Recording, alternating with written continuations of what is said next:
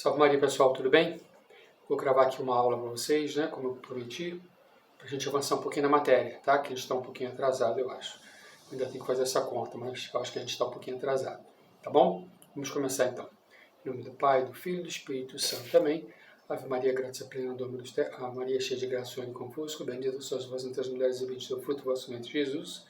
Santa Maria, Mãe de Deus, rogai por nós pecadores, agora e na hora de nossa morte. Amém. Em nome do Pai, do Filho e do Espírito Santo também. Vamos lá então, a gente parou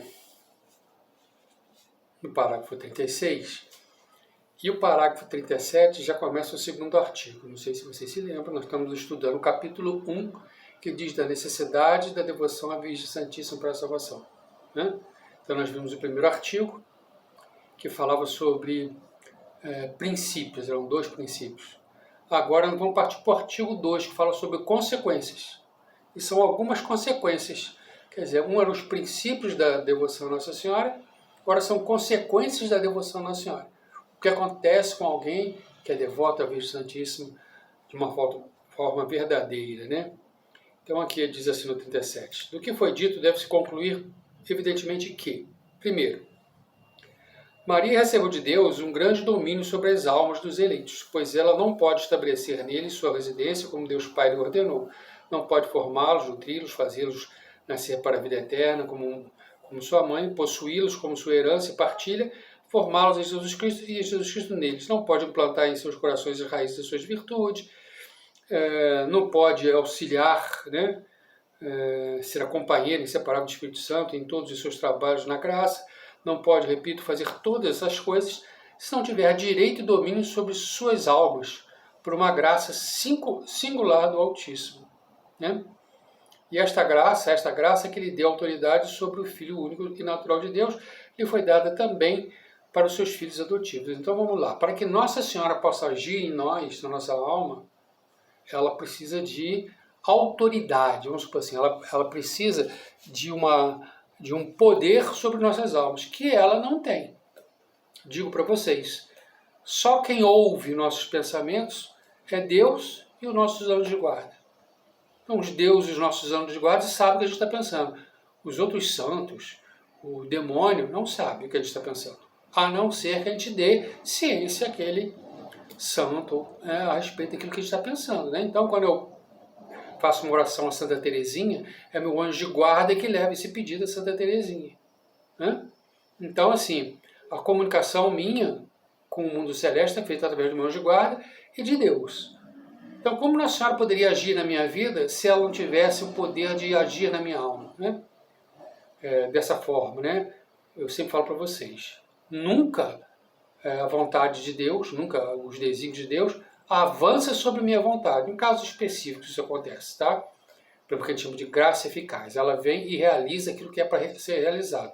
É o caso de São Paulo, por exemplo, tá? Na conversão de São Paulo.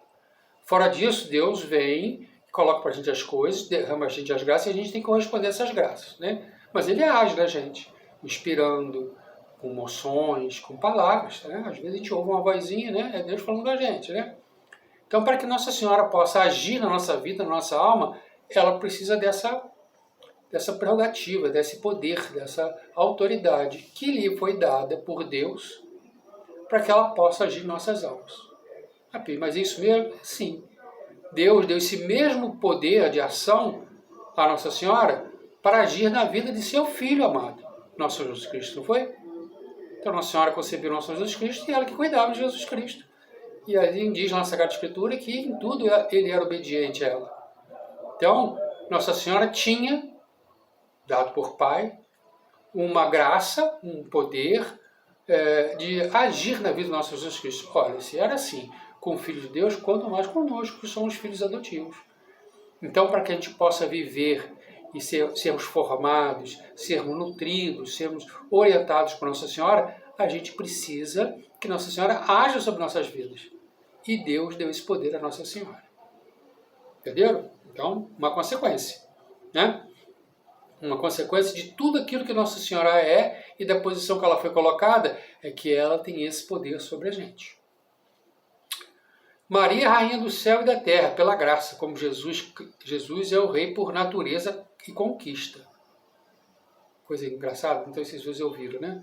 Por natureza, por quê? Porque ele é Deus. Jesus Cristo, por natureza, ele é rei, né? De toda a criação, porque ele é Deus. E quem criou tudo que está aí foi Deus. Deus que criou tudo, não é isso? Então ele é rei por natureza, porque ele é Deus. E também por conquista. Por que por conquista? Quando a humanidade se desvia e vira escrava do demônio, Jesus vem, né, na plenitude dos tempos, pagar pelos nossos pecados e assim resgatar nossas almas, a humanidade, para Deus. Ele é nosso Redentor e porque morreu para nos salvar, ele é nosso Rei. Então é Rei pela natureza, porque ele é Deus, e Filho de Deus, né, de Deus Pai, e também por conquista, porque ele aceitou a missão de vir resgatar a humanidade. Nossa Senhora é Rainha do céu e da terra pela graça. Por quê? Porque ela é mãe de Jesus Cristo. Porque ela é mãe de Deus, ela é a rainha, já que ele é o rei. Tá? Então, por conta da graça, quer dizer, por conta de Jesus Cristo, Nossa Senhora se torna rainha do céu e da terra. Ora, como o reino de Jesus Cristo compreende principalmente o coração ou o interior do homem, conforme a palavra, né? Tem uma palavra em São Lucas que diz assim, o reino de Deus está no meio de vós. Assim ele interpreta no meio de vós é porque ele está em nós, na nossa alma, né? O reino da Santíssima Virgem está principalmente no interior do homem, em sua alma. Eu já comentei isso com vocês, que Deus está principalmente preocupado com a salvação das almas. O reino do céu é um reino, o céu, quando a gente vai para o céu, que a gente diz que a pessoa foi para o céu, é porque sua alma está diante de Deus. Né? A alma é eterna. Nosso corpo vira pó novamente depois que a gente morre. Né? No final do mundo, sim, vai ser unido alma, corpo e alma, mas a alma vai ter uma sobrepujância sobre o corpo. Hoje em dia, o corpo praticamente como domina a alma, né? Os sentidos e tudo. A alma se vê escrava do corpo, quase que dizer assim. Né? No final do mundo, não. A alma que prevaleceu, é ela que sim comanda o corpo. Por isso que é uma outra forma, é o corpo glorioso, como a gente diz, entre outras coisas. Né? Então, assim, principalmente Deus reina na alma, nos corações. Né? Antigamente se tinha o coração como o centro da vida, né, do ser humano, porque o coração parava quando o ser morria. Hoje em dia a gente tem ideia que é o cérebro, né? Mas o coração continua como esse símbolo, o símbolo da alma, né? do centro da vida. Né? Então, diz aqui assim, ó, em sua alma, a Virgem Maria o reino da Virgem Maria está principalmente no interior do homem, isto é, na sua alma, e é principalmente nas almas que ela é mais glorificada com seu Filho, do que em todas as outras criaturas visíveis, e podemos chamá-la com os santos de Rainha dos Corações. Quando eu estou falando que é Rainha dos Corações, que ela é Rainha do meu coração, da minha alma, da minha vida, né?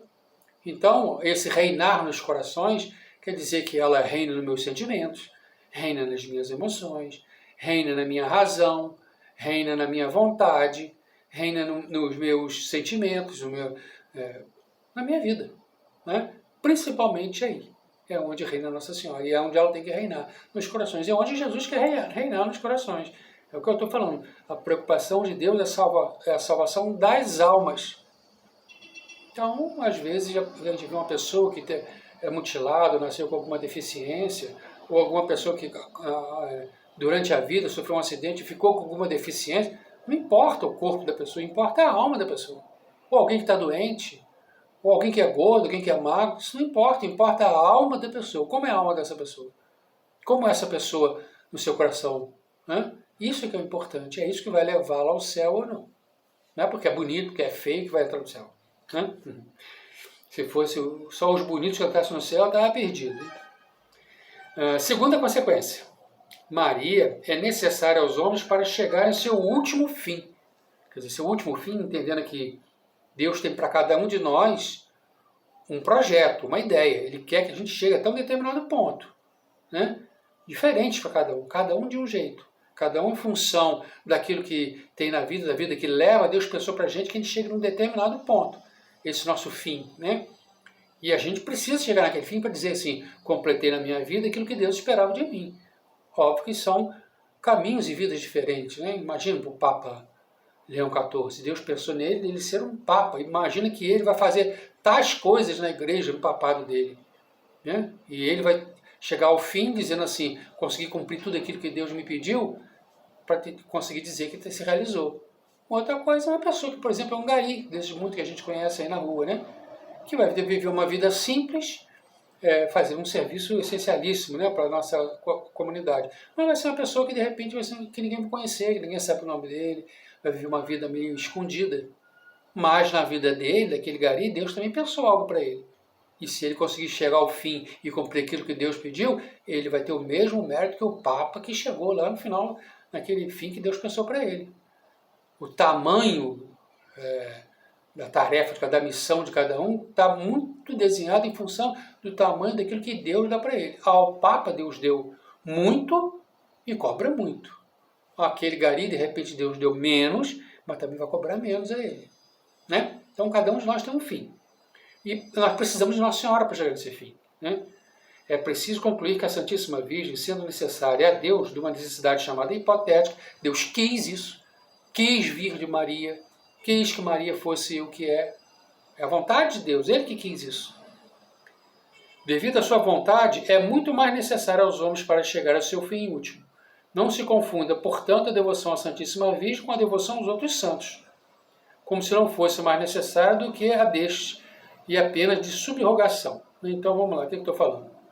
Se Deus, que é Deus, de uma necessidade hipotética, precisou de Maria, imagine nós, gente, que não somos nada. Se Deus precisa de Nossa Senhora, ou precisou de Nossa Senhora, ou ainda precisa de Nossa Senhora. Ele quis assim, né? Por isso que a gente chama de necessidade hipotética. Ele quis precisar de Nossa Senhora, quis tomar Nossa Senhora e fazer de Nossa Senhora o que ela é. Se ele quis assim, e é necessário para ele, quanto não é mais para a gente. Para nós é mais necessário ainda, porque nós não somos nada.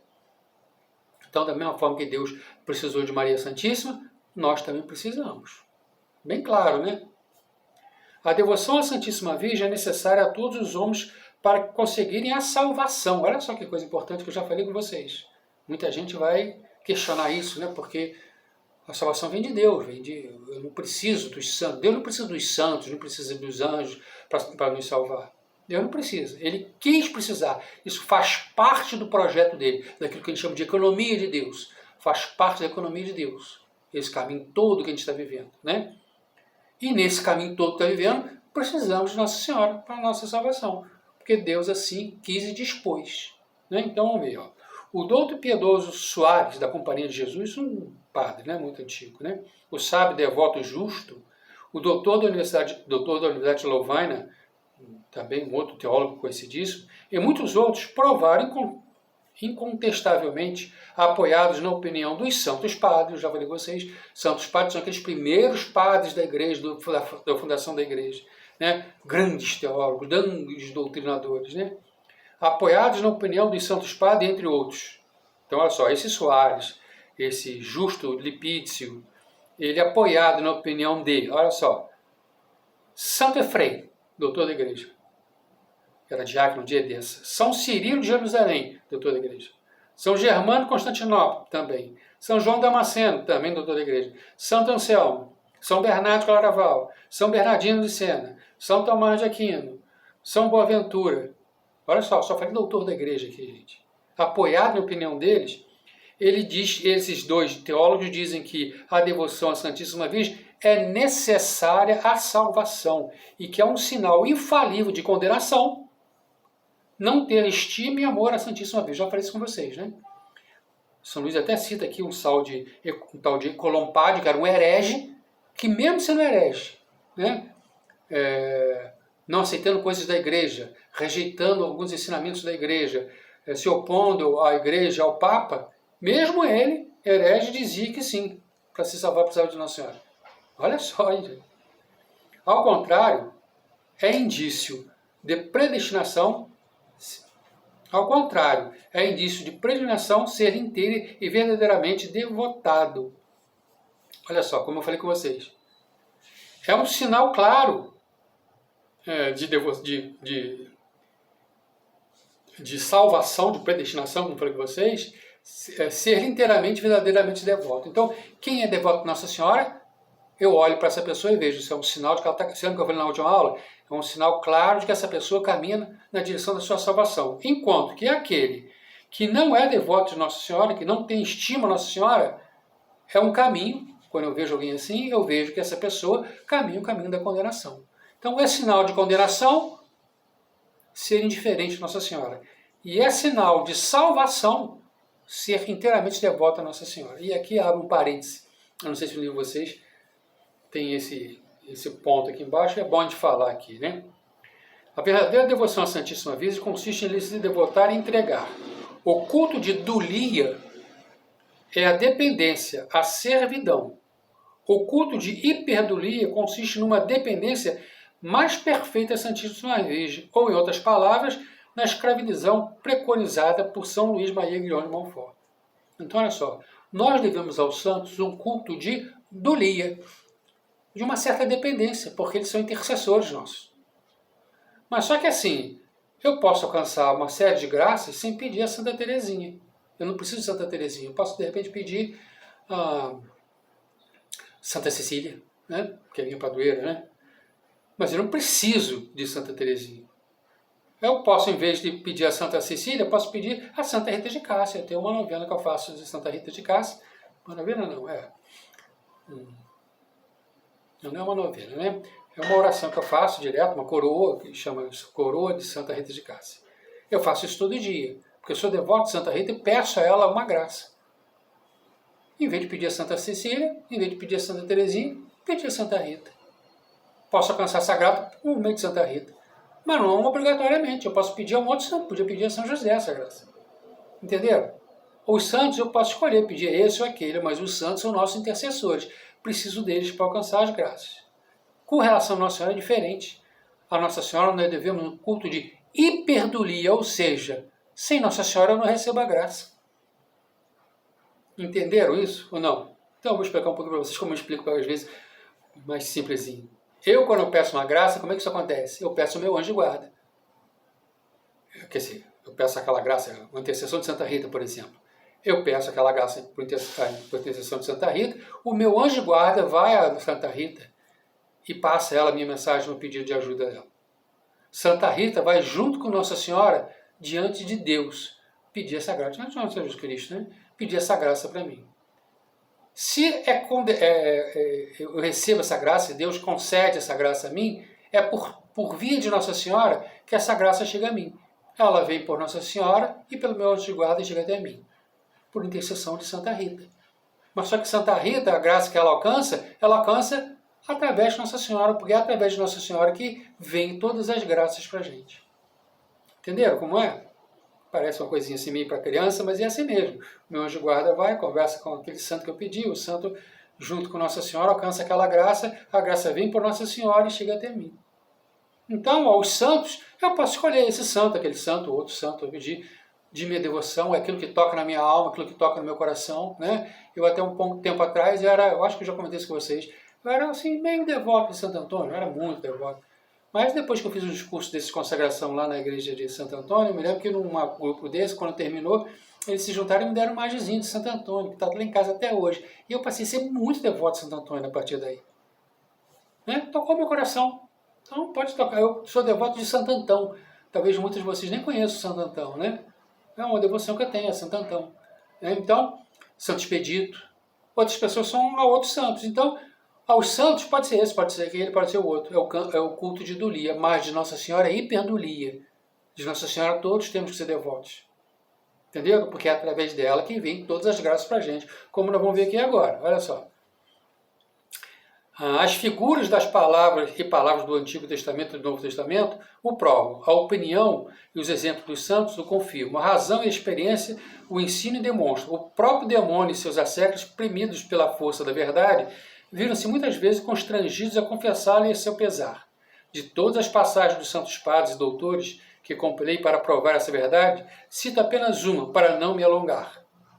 Isso é de São João Damasceno, tá, gente? São João Damasceno, doutor da igreja.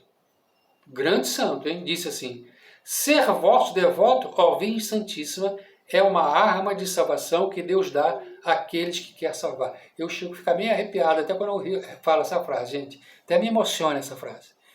Vou falar de novo para vocês a frase. Ser vosso devoto, ó Virgem Santíssima, é uma arma de salvação que Deus dá àqueles que Ele quer salvar. Entendo que eu vou falar para vocês que estão me ouvindo aí. Num dia, vamos imaginar assim, Deus olhou para a vida de vocês e falou: quero salvar vocês. Cada uma de vocês, né? Então, cada um de vocês que está aí, Deus olhou para a vida, óbvio, Deus olha para vocês todo o tempo, né? Se Ele parasse de olhar, a gente sumia, né? Mas especialmente naquele dia Ele olhou para você e disse assim: quero salvá-la, ou quero salvá-lo. E como eu vou fazer isso? Vou dar-lhes uma arma para que eles consigam lutar no mundo em que estão vivendo e cheguem ao fim e consigam a salvação. Que arma é essa que Ele deu? A devoção a Nossa Senhora.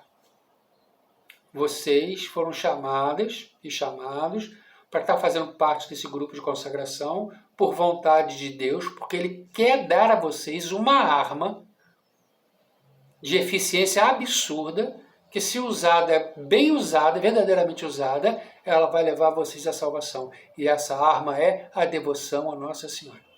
Isso me emociona, que parece assim, naquele dia específico, Deus olhou para mim e disse: Pio, hoje eu vou decidir que eu vou te dar uma arma para que você possa lutar na sua vida e possa alcançar a salvação. E me deu a devoção a Nossa Senhora. Está acontecendo isso com vocês agora. Hoje, nesse dia específico que eu estou falando com vocês, pensem nisso. Em determinado momento, Deus olhou e viu assim: quero salvá-la, ou quero salvá-lo. Vou lhe dar uma arma para que se salvem.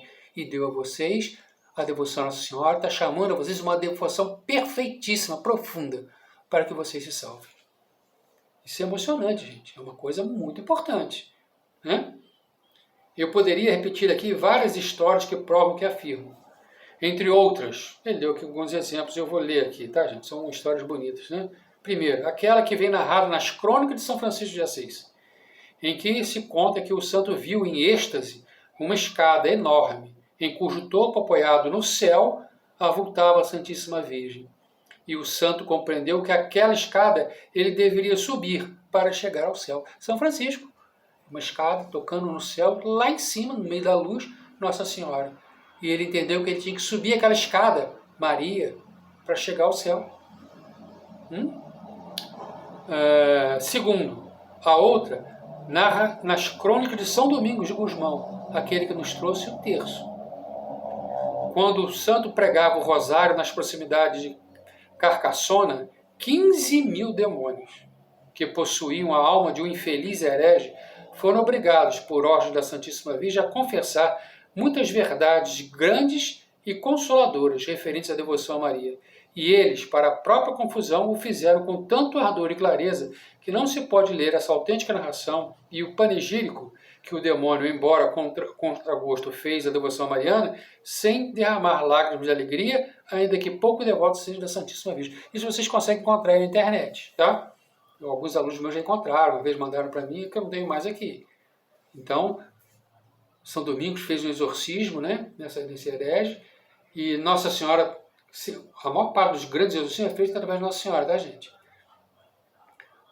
Os demônios que estavam possuindo aquele herege, aquela pessoa, foram obrigados a confessar várias verdades e grandezas de Nossa Senhora. E o texto original é tão tocante que, mesmo não sendo muito devoto de Nossa Senhora, a pessoa fica emocionada. A vida de São Domingos de Gusmão, gente. Parágrafo 43 aqui. Ó. A devoção à Santíssima Virgem é mais necessária ainda àqueles chamados a uma perfeição particular. Se a devoção à Virgem Santíssima é necessária a todos os homens para conseguirem simplesmente a salvação, é ainda mais para aqueles que são chamados a uma perfeição particular. Nem creio que uma pessoa possa adquirir uma união íntima com Nosso Senhor e uma perfeita fidelidade ao Espírito Santo sem uma grande união com a Santíssima Virgem e uma grande dependência de socorro. Já comentei isso com vocês, né? Eu também não acredito que alguém diga: eu sou de Cristo, eu sou um cristão, eu sou um católico, e se eu não for devoto de Nossa Senhora. Mas aqui ele está falando de a mais. Ele está falando não só do ordinário, daquele que do dia a dia, dos católicos comuns, mas aqueles que são chamados a uma perfeição maior, né? a uma perfeição particular. Aqui a gente vê assim, o Papa, os cardeais, os bispos, os sacerdotes, todos são chamados à perfeição particular, né? Os religiosos também são chamados à perfeição particular, mas os leigos também.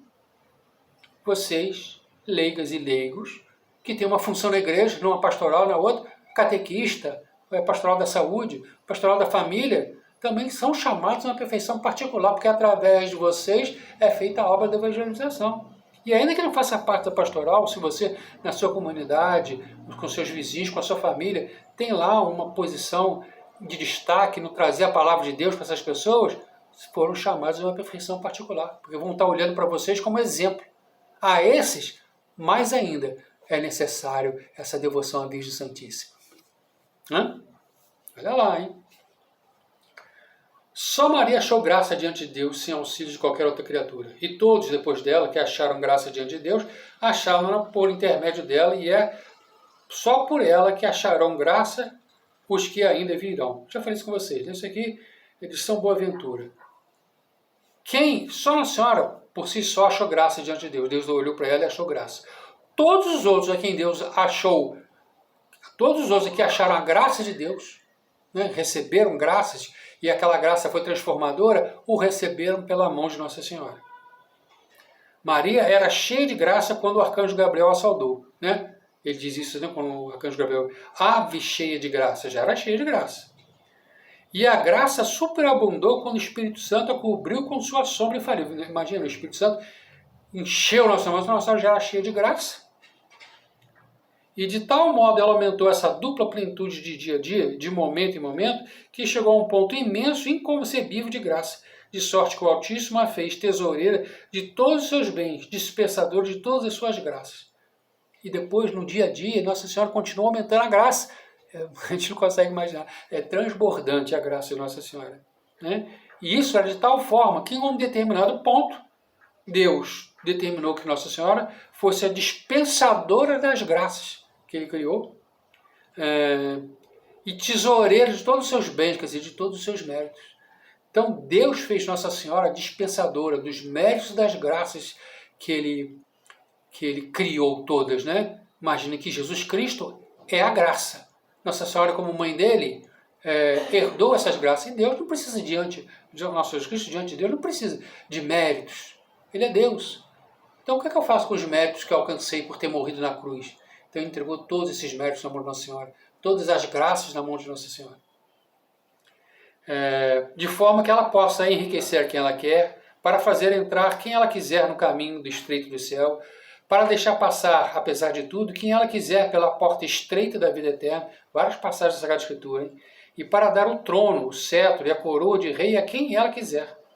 Jesus é em toda parte e sempre o fruto e o filho de Maria, e Maria em toda parte verdadeiramente árvore que dá o fruto da vida e verdadeira mãe que o produz. Sempre Jesus vai ser filho de Nossa Senhora, e Nossa Senhora vai ser sempre mãe de nosso Jesus Cristo. Então, é uma ligação muito íntima, tão íntima que eu falei com vocês, a gente deveria dizer os corações de Jesus e de Maria. O coração de Maria tem inteiramente dentro do coração de Jesus, de forma que ela só faz aquilo que é agradável a Deus. Né? Por isso que é ela que é essa dispensadora de graças e dos tesouros divinos. Né? A Maria somente Deus confiou as chaves dos celeiros do divino amor e o poder de entrar nas vias mais sublimes e mais secretas da perfeição, e de nesses caminhos fazer entrar os outros.